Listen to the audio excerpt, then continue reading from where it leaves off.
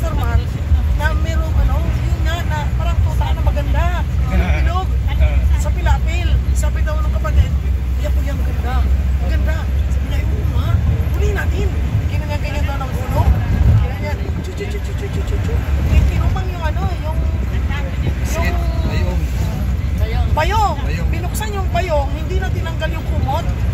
Yung bit-bit na nila yung yung thermos. Tinumang yung bayong. Papasok na gano'n. Pagpasok ng ulo. Pinapalasalitan, di ba? Nakita ngayon yung bilog na umiikot-ikot na ganyan na may blue, may dilaw. Yun yung utot? Yun ang utot. May kulay?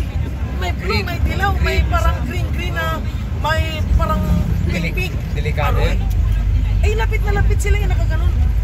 Hindi daw sila nakatulog magdamag. Yung kumot, di mo pa kinabangan. Ano yun? May lason yun? Nahilo sila. Yung aso patay dyan? Ang sabi nila, ang pangtanggal naman doon, magpausok ka. Pausok. Sinunog pa nga daw, pinausok-usukan pa pati mga kumot. Siyempre, sa hirap ng buhay, kailangan mapakinabangan pa yung kumot, di ba? Pinausok-usukan, ito ang ginawa. Wala. Talagang pati thermos, hindi puruhan talaga. amoy. Puruhan. Kaya pala yung aso patay. Wala na, dumikit na yung amoy. Hindi na mapakinabangan. Paglapit mo pa lang, mabaho na. Anong pangalan nun? Bantot. Bantot. Palawan Stink Badger. Stink Badger. Palawan Stink Badger. Palawan Grabe. Stink Badger. Di kaya yung ginawang panlason dito? Hindi naman. Hindi rin. Natural yun. Endemic lang yun sa Palawan. Yan? Pangalo sa pabango? Mahal yun. Pero Dahil matagal maalis yung amoy. Nilalagyan lang na chemicals. linggo, pastor.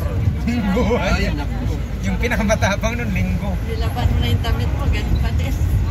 Pero nakakain naman daw yun. Masarap naman daw na klaseng ulam. May parang may part na tinatanggal. Opo. Siguro Pero, parang biglain mo siya. Patayin mo siya bigla. Pero pag dinandahan mo, anak, Pag umutot, yari ka na. ay oo, sigurado. Yung kabayo, kaya may mapansin mo hindi masyadong makaba. Pastora, Kabayo din. naalala mo yung kanina, na bakit kaming mag-asawa, yung matigil-tigil ang katatawa, doon sa mali-mali. Yung mali-mali. Hindi, sabi na, ano bang hinihiling mo? Sabi, binulungan niya rin si Pastora, anong hinihiling mo? May kasal. Totoong nangyari to, may kasal din sa PCC. Tapos, alam mo yun, pag nagkakasal yung pastor, yung sabi, sumunod ka sa akin, yung pangako. Pangako. Sabi niya ako, sumunod. Ikaw, ano pangalan? Lori. True to life talaga to. Si Jack yung lalaki. Lori, tanggapin mo yung sing-sing na to. Tanda ng aking pangako. Sumunod ka ha? Opo. Lori, tanggapin mo yung sing-sing na to. Sinusuot na. Habang tumatagal, bumabagal, humingi na yung boses niya.